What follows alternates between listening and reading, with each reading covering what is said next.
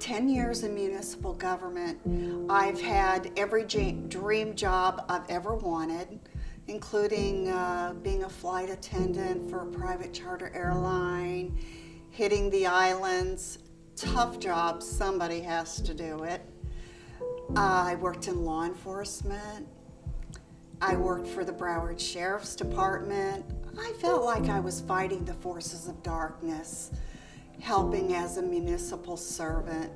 So everything that I did in those 10 years was gratifying, and I learned a lot about life. It was a wonderful time in my life. I was on my way to seminary. I was offered a 2-year scholarship paid by a pastor in my local church in North Miami. So it was a wonderful time, and people were applauding and wanting to push me into the next part of my journey. And deep down in my spirit, the answer was no. And I didn't have the answer why. As it turned out, 24 months later, I was rushed to an emergency room. The emergency room doctor, thought that my appendix was going to burst. As they did a CT scan, the doctor came back into the room, looked me in the eyes and said, "You know what? You've got a golf ball in you."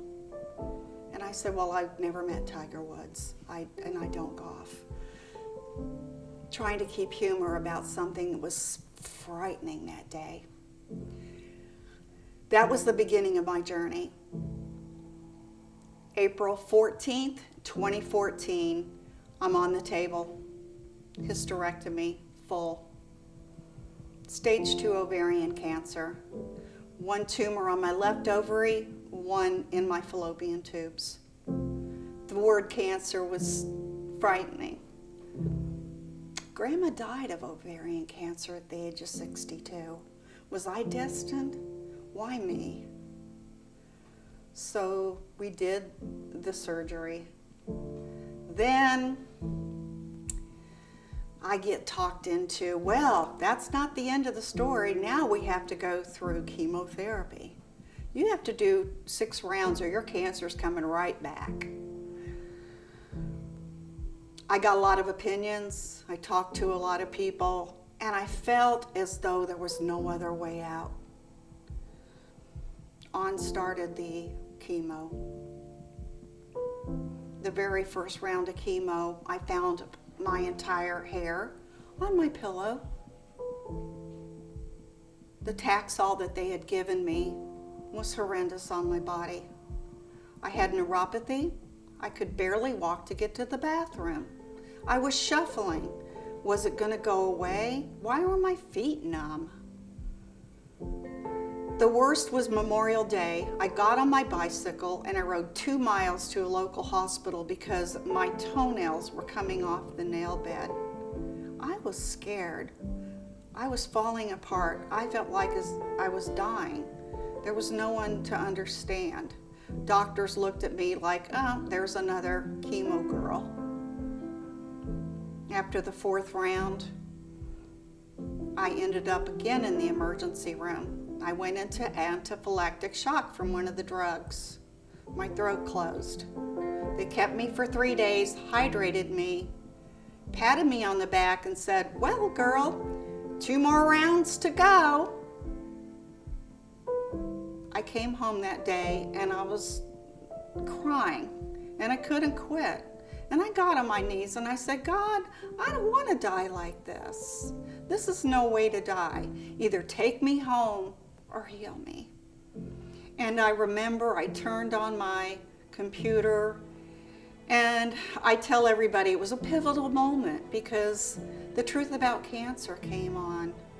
And there were series and you were talking about alternative health and different ways to heal the body.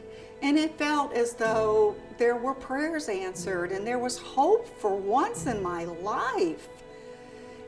And I got green drinks and I got a bullet and I got an alkaline water filter And I watched everything that I could, and I took notes, and I just, hope sprung up in me. You're gonna make it, you're not gonna die. And so I took a different turn, and I just said, no more. It's my body, let me get through this. And I just canceled everything. The other sad part about it is my primary care medical doctor, he had me on end-stage cancer drugs, end-stage palliative drugs. He put me on morphine, sent me home with a box of fentanyl patches. That went right back to the pharmacy the next morning. I'd had it. Nobody was going to kill me. I wanted to live. I put one fentanyl patch on, went to bed, woke up that next morning. I was so high, I tripped over my dining room chair, and I felt as though my spirit was going to leave my body. I got a hot pot of coffee on, and I got a lawn chair, and I went and sat in the sun and dried out from the drugs. And I thought, oh my gosh, I could have died. It's 5 times stronger than heroin. What's going on? I felt betrayed by the medical world. Why am I on end stage? And what's going on? It was scary. It took me 3 entire years to get my stomach back. Going to gastroenterologists, trying to get what I would call my second brain, my gut. And I tell you, without your second brain, without a proper gut, you're not going to make it. But 3 years later, I got healthier and healthier. I got on my bike. I rode 10 miles a day on that beach cruiser. And I got my hope back. And I'm here. And I'm 4 years in remission. And I'm thankful.